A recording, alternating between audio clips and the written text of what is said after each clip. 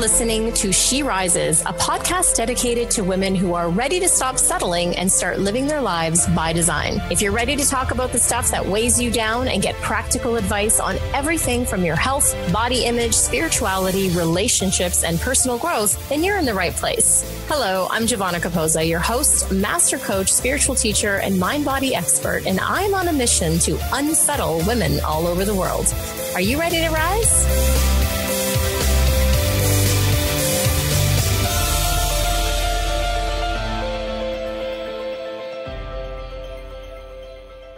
Hello and welcome back to another episode of She Rises. I'm your host, Giovanna Capozza, and today I am here with powerhouse guest Terra Winston. Terra Winston is the ringleader of Terractions and Principal of Terract Consulting. She's dedicated her life to helping her clients unleash the potential of each employee. She is a leadership consultant and executive coach with over 20 years of internal and external business consulting experience. She has flexible style and has driven results in the boardroom and on plant floors for Fortune 100 companies and small startups alike. Terra's successful approach comes from her unique blend of hard and soft business skills. She holds a BS in systems engineering from the University of Virginia and an MBA from Stanford University and coaching certification from the Coaches Training Institute. Prior to founding her business, Terra worked at Deloitte Consulting as a consultant on process strategy and organizational engagements as the director of PepsiCo, doing traditional HR and organizational development. Now, if that isn't a resume, I don't know what is.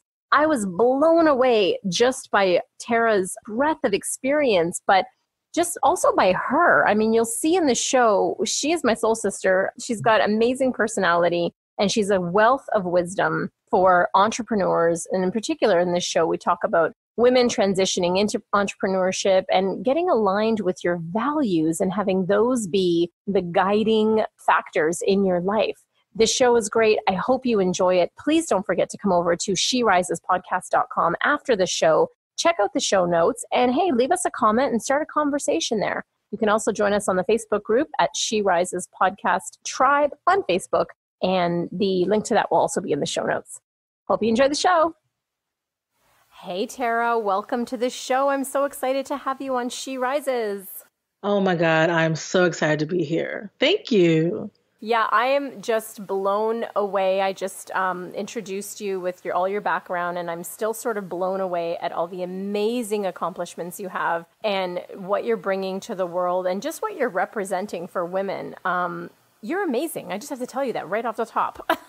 Oh my God. So this is going to be a love fest because I looked at your bio and I was like, wow, can I be you when I grow up? That's all I'm asking. That's what I was saying. I was like, I want to be Terra when I grow up. So I have this thing, like I just transparently share with my audience everything. So I'm going to share it with you too. I always have this thing, like I wasn't educated enough and I didn't get enough degrees and I didn't go to university. And so like, it's so flattering to me when people give me a compliment like that, because I look at your background and everything you've achieved and I just think, oh my God, like literally powerhouse woman. So we've already started with a love fest. It is a love fest. And I so believe that everyone has their unique power, and your education, your spiritual education can dwarf anybody with a wall full of degrees. And I have to tell you, some of the wisest people that I take counsel from, that I still bring my problems to, don't have degrees on their wall. In fact, you want to know something that's hilarious? You know, I'm a coach, and of course I have a coach, hint. Don't ever believe in a coach that does not themselves invest in themselves. Public service announcement. Public service announcement. My coach was a carpenter. He was an actor. So the person that I paid for my guidance has none of the degrees on the wall that I do. Oh my God, is your coach Harrison Ford? Because that's what he was. He was a carpenter. It's either Harrison Ford or maybe it was Jesus. I don't know about the acting thing, but for Jesus, I am totally going to tell David, my coach, that he is basically a rugged Harrison Ford with Jesus abs. That is exactly who he is. Perfect. I love it. I love the visual. I love it. Well, thank you for that. And again, welcome to the show. I start most shows with this rising moment. I called the show She Rises, and it's really about that spirit within each of us as human beings, but as women, this show's dedicated to women. to reinvent ourselves, to get to a place where we're like, God, this is not working, and I need to burn the old, reinvent, start new. And I know that every woman has a story, if not 10 of these moments. And so I wonder if you would share with the audience one of your moments where you had to rise to the occasion, whatever that was. So I am going to share with you guys the moment. It's probably the biggest defining one. So what I found is, when that she rises moment comes, the very first one, that one is so hard and so jarring because you didn't even know you had it in you. And all the subsequent ones, they're interesting and difficult on their first right, but I feel like the first one, losing your she rises virginity, is really where. I am so going to quote you on that. I need to create a tweetable from that. That's the one because it's the first time you don't have any proof that this is not going to be the end of you, right? You operate solely on faith, right? So for me, I always grew up the kind of girl that did everything she was supposed to do. I was the good girl, right? I'm firstborn, it was always focused on your education, work really hard, delay gratification. Like I was that poster child. Like all my friends were like, God, we hate bringing you around because the parents would go, be like Terra. So when you are that person and you continue to do all the right things that family and society tell you to do, you get to a point where you have a nice, cozy little career with a salary that a bunch of people will be very envious of. And I had gotten to a point where any of my friends listening to this podcast, I was in corporate America and I had gotten a door, an office with a door, Ooh. Damn, right? That's a line right there. And I've been working my butt off and I was miserable. And, there's this thing in me that kept saying that I want more, I want different, but my brain kept translating it into like, oh, work hard, get a cooler job, get on a path. And I finally took stock and realized, like, I looked up at like what the next promotion would be. And I didn't want that job. Now I wanted the title and the money and the perks, but the actual work. And then like I looked at the position after that and the one after that. And I realized I was busting my ass climbing a ladder that every single step along the way I didn't want. Yeah, exactly. Crap. And I just want to pause a minute because there's so many women listening to this. And I feel like you're telling my story because there's so many of us that we just truck along with what cultural or societal expectations are, which are, get a job, save money, make sure it's a good job, get educated, like you said, and live your life and save money. And hopefully one day you'll have a retirement plan, right? Exactly. And then you'll live, right? Like, and then you can start living. Have a great, enjoy yourself. So I just kind of sat in it and I started looking for new jobs because that's what you say. Okay, I'll just go to a different company. Sure, that'll fix everything. And I was so lucky as to have already had a vacation planned right around that time when it really got the most painful. And so I had a couple days with my crazy family. A bunch of us went to Italy. And so in the midst of all this craziness and pasta and trying to not speak very bad Italian, I had the very last day, found myself by myself sitting by a canal in Venice. And I burst into tears. And I said, I cannot figure this out. I'm a thinker, right? I do a plan and you get the books, what color's my parachute? I did all of that and I couldn't figure it out. And finally I said, you know what? I looked to the universe and I said, if you tell me the next step, I promise I will do it. No questions asked. I don't even need to see the whole picture. I just need to know what the first step is. And I said, and you're going to have to burn a bush because I'm really not that observant. Right. Bring on the burning bush. It needs to be like a thunderclap in the sky. And so not 2 weeks later, I was talking to my college roommate and I asked her what she would do if she could quit her job. And she said, I would go to Paris and eat baguettes and learn French. And I said, that's the dumbest thing I ever heard. It's a recession going on. We don't have trust funds. Our parents work for a living. What is wrong with you? And she started telling me about all these people she knew that had done it. And then she flipped the question on me. Terra, what would you do if you could quit your job? And I said, well, since we're being stupid, I would go somewhere and practice my Spanish. And the minute that I said it, I felt a shift on the inside. I knew that I knew that I knew. Like some bush was burning somewhere because it It was so marked And it was different. speaking Spanish. And was speaking Spanish apparently. And it's so different, like to go from a good girl who follows all the steps to having a voice say, apparently you just got to quit your very good job in a very bad recession and go somewhere you've never been. And so I did. I spent a couple months getting my finances in order. And that following February, so not even 6 months after kind of that initial aha, I quit my job. I rented a studio apartment in Argentina, in Buenos Aires, and I spent 2 months living off the grid. Oh my gosh, I love it. And I had no idea what was on the back end. I didn't know I was going to start a business. I just knew that I had to do something. Like the She Rise in me spoke and says, I had to do something different, and it had to be on faith. I just want to pick out there because it was so beautiful, and I want to make sure that everyone listening does not miss this. When you're in your head, you cannot figure this out. And the second you went into, well, if we're just going to be stupid and like play with desires, right? I love the way you said that. Like, all right, let's just be dumb. But the second you went to like, no consequences, I'm just going to speak out a desire because it's silly anyway, and I can't make it happen anyway.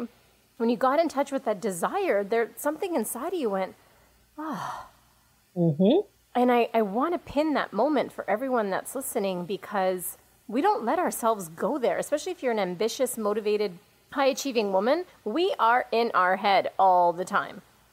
So kudos to you because your she with a capital S, which, to me is your spirit, your inner spirit, your soul was saying, listen, girl, you need to go somewhere and learn Spanish and just chill out for a bit. And you listened.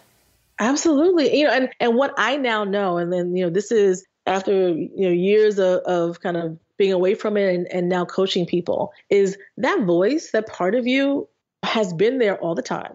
It speaks to you constantly. And what I started I would go back now in my life and do the accounting and realize that voice inside of you, that when you hear about something, that voice either goes, yes, or it goes, no, ilk.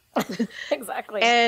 And what we often do is that voice hits us on the inside. We then go to our minds, we draw up pros and cons, and we often overrule the voice on the inside. And when I did the math and said, for every decision that I made where the voice on the inside aligned with the intellectual decision that I made, more often than not, I was very happy with my choice.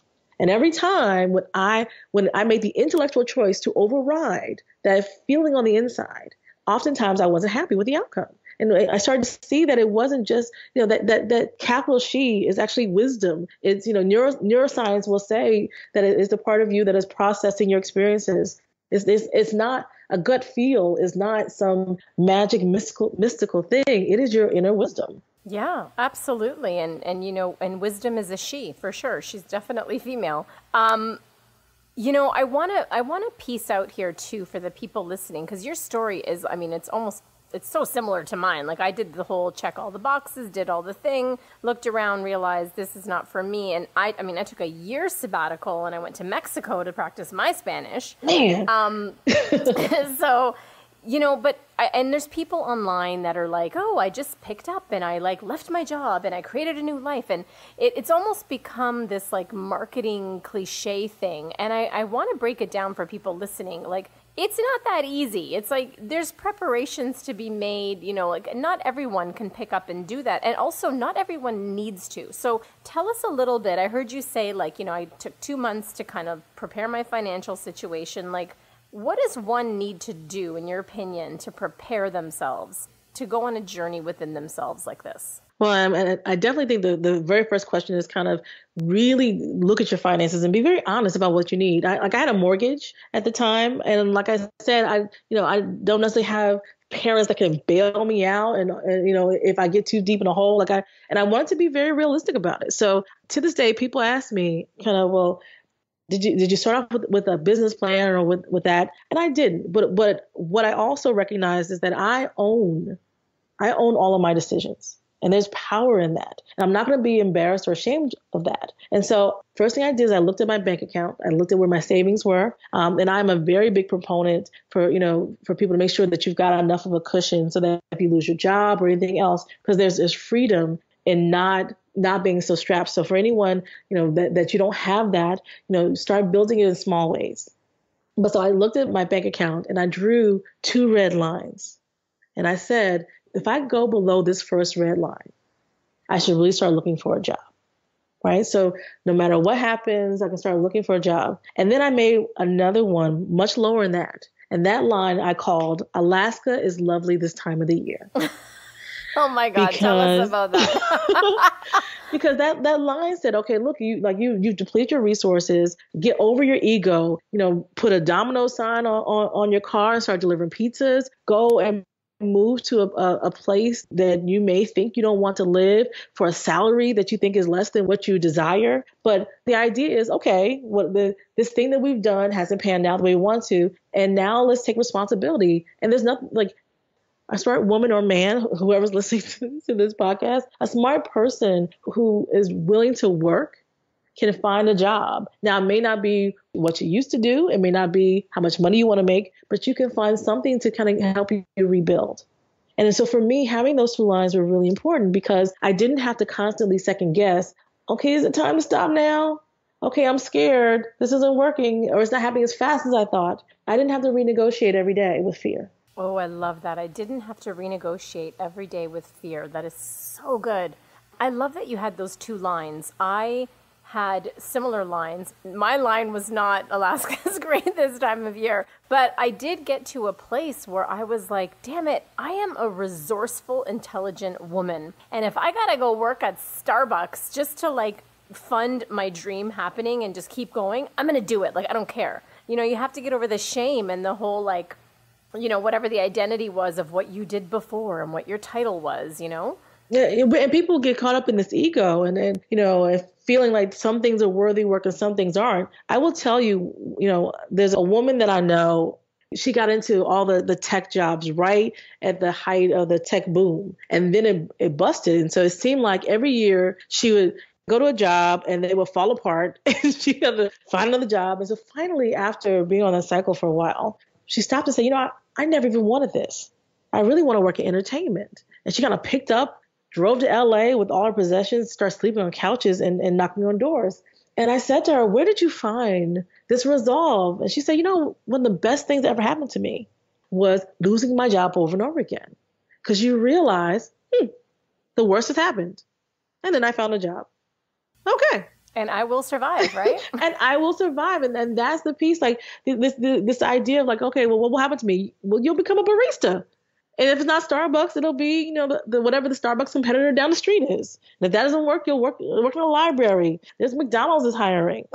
You can find something. If you're resourceful, you can find something and not fear that it is the end of your story, because only you can end your story. Oh, that's so good. I love that. It makes me think of a line in Elizabeth Gilbert's book, Big Magic, where, and I'm going to paraphrase, but she starts talking about the relationship that she developed with her creativity.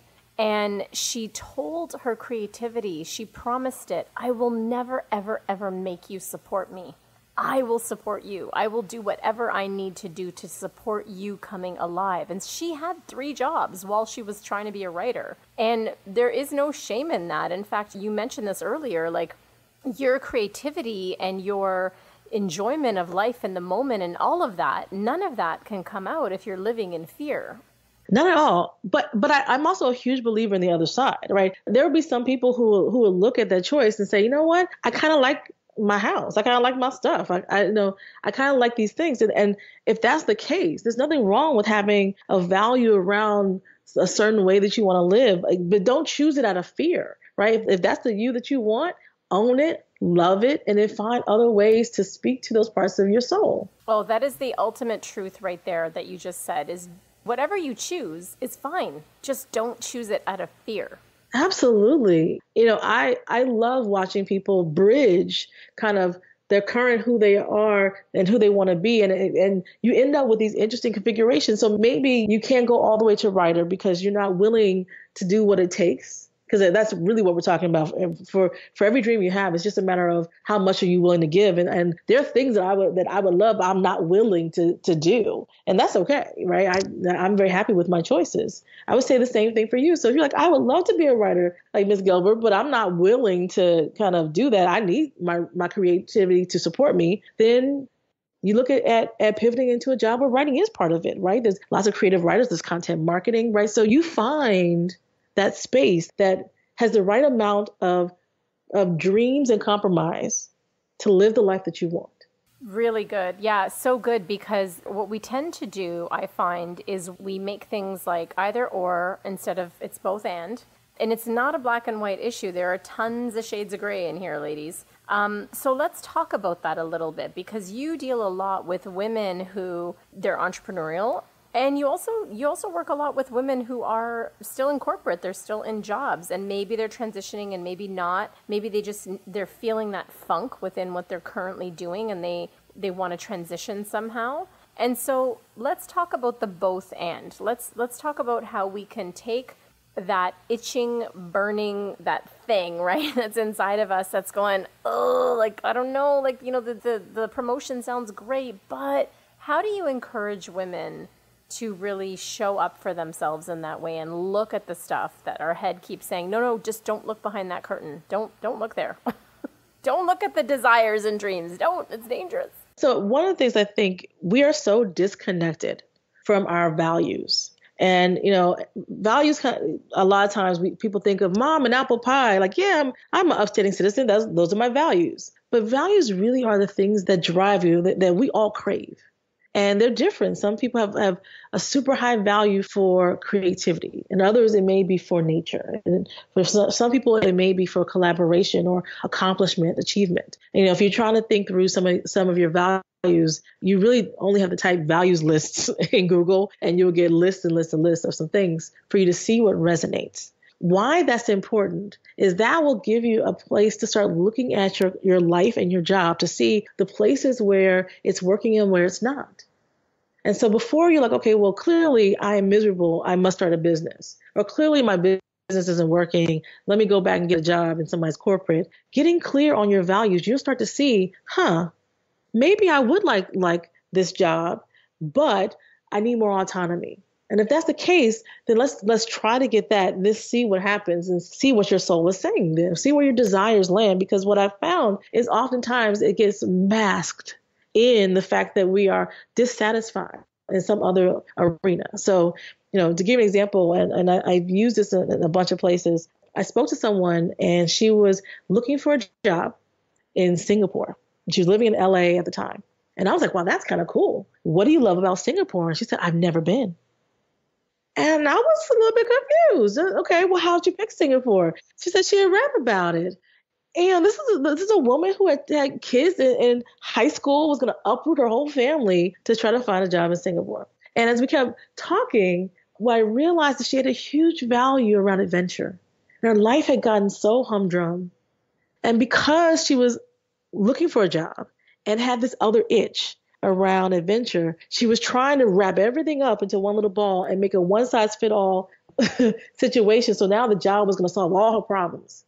Now, she didn't know she was doing that, but we often do that the same way. You're dissatisfied at work, and then we look at our life partner and, we find ourselves constantly annoyed by things, or vice versa. Our lives aren't happy, and so now we find this great person and we want them to be our everything. Yeah, like we try and find the thing that's going to, like, if I fix that one thing, right, if I cut out that one tumor, right, then everything's going to be great. And that's a great point that you bring up, because if you're not looking in the right spot, if there's another way, like this woman in this example, if there was another way for her to fulfill adventure, would she have to uproot her whole family and her whole life and do that? Maybe she still would. Maybe that's what she'd still want to do. But that's a really great point, that we need to look at the whole picture systemically. Well, and that keeps people, so whether you're in your corporate job or you're an entrepreneur, you're looking to do some different things, it keeps you from chasing the wrong rabbits down holes, and then what happens is you get to the new situation and you're going, oh, now I'm miserable again. What's wrong with me? Right. So by keying in on kind of what are your values and what's missing, you automatically turn up the dial about love in your life. Like your life gets that much juicier while you're making your other moves. Right. So we start from there. And then, I say probably the number one thing that I would tell people to do if your spirit is speaking to you with some type of desire is find your tribe, spend time in the spaces and places with people that you feel in alignment with that desire. Right. So if you think about starting a business and you maybe you want a small clothing business, are there associations? Are there clubs of where people are doing those? What are the blogs and the bloggers where people are talking about those things? The more that you can do that, number one, you start learning about the space that you think you want to move into. Number two, you have an interest in it. And so it's kind of fun in your life. And number three, you start to meet new people who then can bring opportunity to you. This is perfect. It segues beautifully into the next thing I wanted to dive into, which you talk about a lot is, and I love that you've worded it the soul of success, because I love that play on words. I love that. But it's this high achiever, highly motivated person that can't seem to get the balance straight between work and living a life that feels great. You know, like we've somehow, I'm writing my book right now called Unsettled, very much around all these topics. And there's that Lily Tomlin quote that always comes to mind. She says, the trouble with the rat race is that even when you win, you're still a rat. I love that quote. It's amazing. So talk to us a little bit what your views are around this ever elusive work-life balance. Every time I hear work-life balance, it drives me nuts, right? And in some fields, they try to change it to work-life integration. It doesn't work. It just doesn't. Because you know what? It's all your life. You know, and I fundamentally believe that your work solely exists to be in service to the life you're building. Ooh, say that again. Your work solely exists to be in service to the life you are building. I love that. And so we always look at the life that my clients are trying to build and then see kind of how do you make the work be in support. Now, for each one of us, and remember, we have different values and we have different upbringings and all that kind of stuff. The path is different. So we have a friend that when she was going to surgery, they are wheeling this chick towards the operating room and we're trying to snatch her phone because she's trying to do one more email. Happily so. Like, good woman, but she loves it. And that is the perfect balance for her because it gives her everything she needs. Now, another person who is doing that because, oh my God, what happens if I miss some work? Will I get fired? Will my boss be mad at me? Should. That's not work-life balance. That's not in service of their lives. That's different. You need to find a different balance and create your boundaries for that. Right. And so everyone kind of I think the reason why it feels so hard is because there's not one size fits all solution. Like you have to really look at yourself and be okay with your decisions. I think what happens is I want to make my own decisions and I want it to make me feel good. But then I also want everyone else to give me all the accolades that everyone else gets. So here's the honest answer. If the right balance for you is to spend more time, traveling than the person next to you who might be going into the office and spending, 80 hours a week working. You got to be okay with that and whatever the consequences of those choices are. Now, I'm not saying that you can't be successful. Maybe you can't be successful at that one company because their values all screwed up. But you can be successful on your own terms. But you have to define what success is, live by your own boundaries, and then be okay. We spend a lot of time going, well, I want what she has over there, but I don't always want to make the same choices that she makes. Yeah, it makes me think of that another great quote that is always in my head. And I'm not sure if it was Oprah's quote or she was quoting someone else saying it, but, I always have her voice in my ears saying, run your own race. Because when you're busy worried about what your neighbor is doing and what their life looks like and what they have and whatever that is, you're never really living your own life and you're never getting in touch with the thing that your guiding principles, which you just mentioned, are your values. And we don't have the ability to look at the other person's entire situation. It's the Facebook effect, right? Like we get to see all the pretty pictures and we get to see you on your trip. And then we don't know nor want is your anxieties, your insecurities, some of the negative consequences of those choices, or even those things that we may even feel like we're envious of. They all have shadow sides. And we don't want all of what other people have. We just want the good stuff. We want to cherry pick it. Oh, I love it. Yeah, I call social media the highlight reel.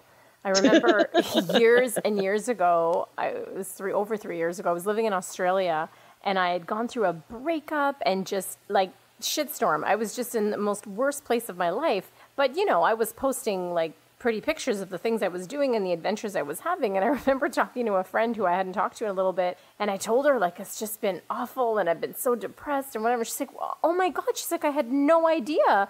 Your Facebook and your Instagram, like, looks so like you're having such an amazing time. And I was like, well, I am not going to post on there when I have snot running down my nose and I am, like, depressed.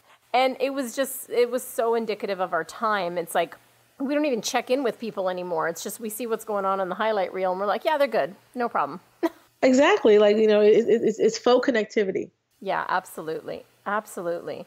So as we wrap up here, I feel like I talked to you for another at least 90 minutes because there's so much that I want to ask you in terms of, what you've experienced. But as we wrap up, what would be the 1, 2, or even 3 pieces of advice to someone listening to this show who already has the wheels turning? Like, she's already thinking, I got to change things up. Like, something's got to give here. I am not happy with life.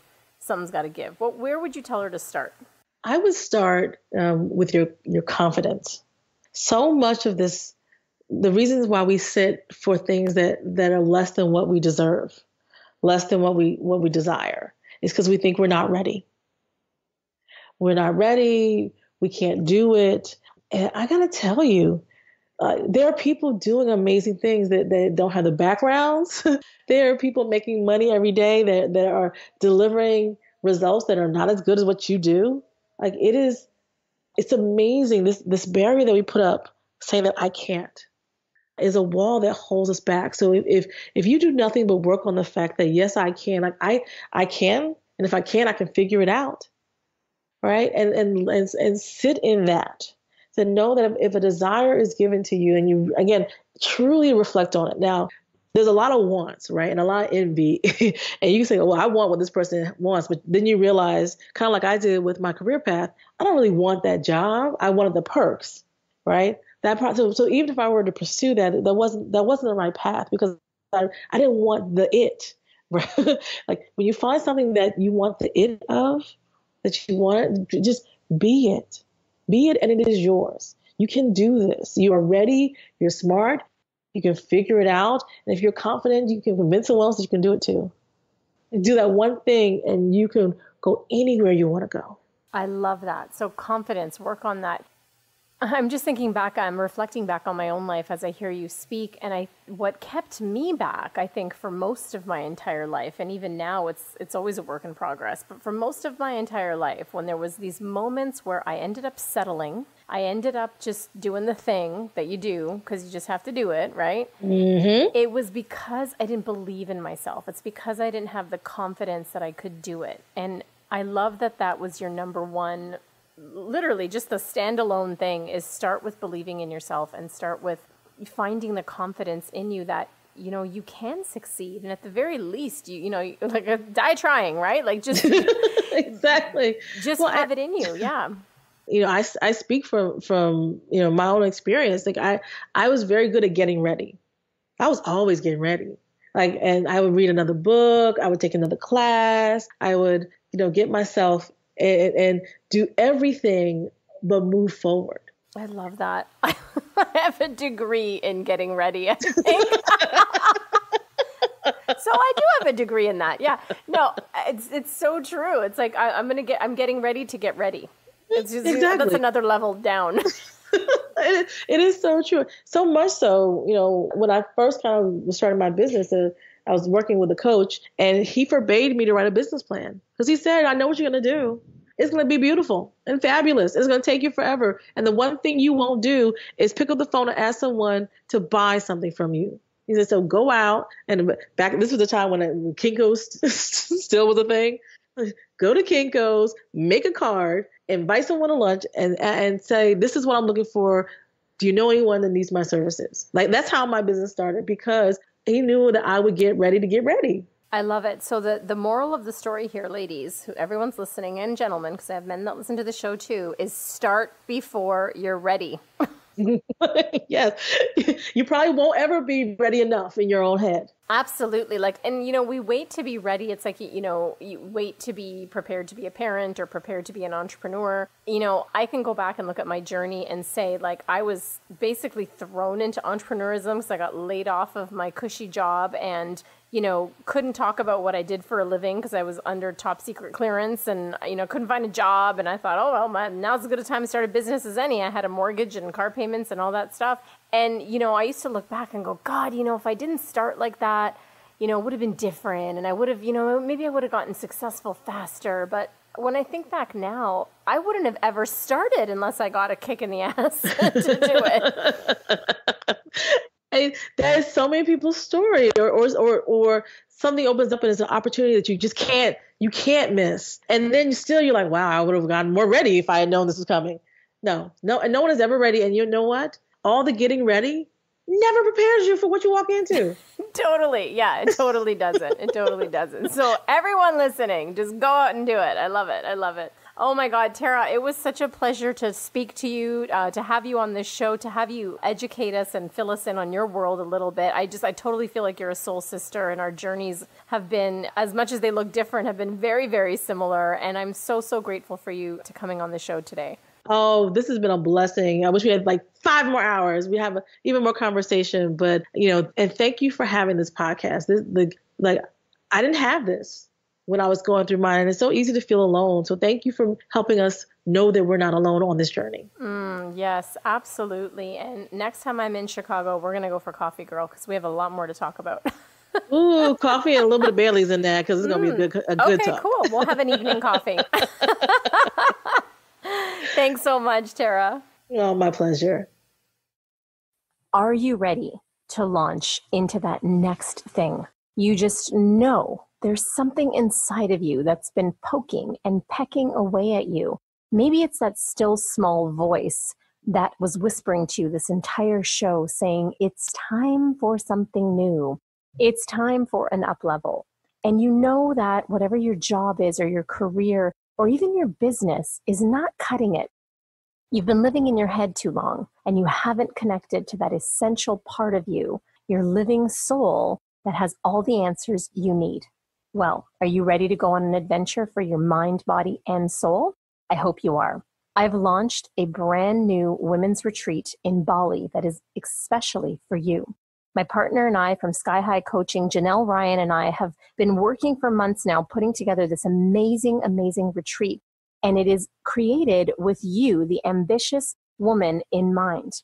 It's our first ever retreat in Bali. And Bali, if you don't know, is one of the spiritual hubs of the earth. Just the vibration there alone is dedicated to raising you up and getting you in touch with your soul.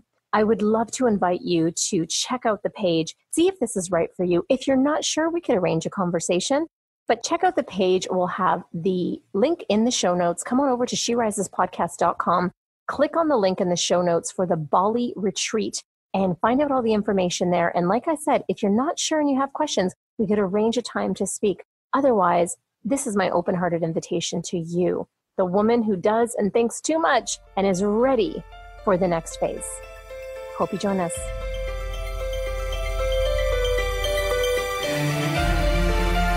Thank you so much for tuning in, and keep rising, everyone. For books and resources related to today's episode, make sure you head over to SheRisesPodcast.com, and I'll see you there. If you've enjoyed today's episode, make sure you tune back in next week when I dive into more juicy topics to help make your life the best it can be. And hey, if you've enjoyed listening to the show and you love it, head on over to iTunes and leave me a rate and review and subscribe there to the show.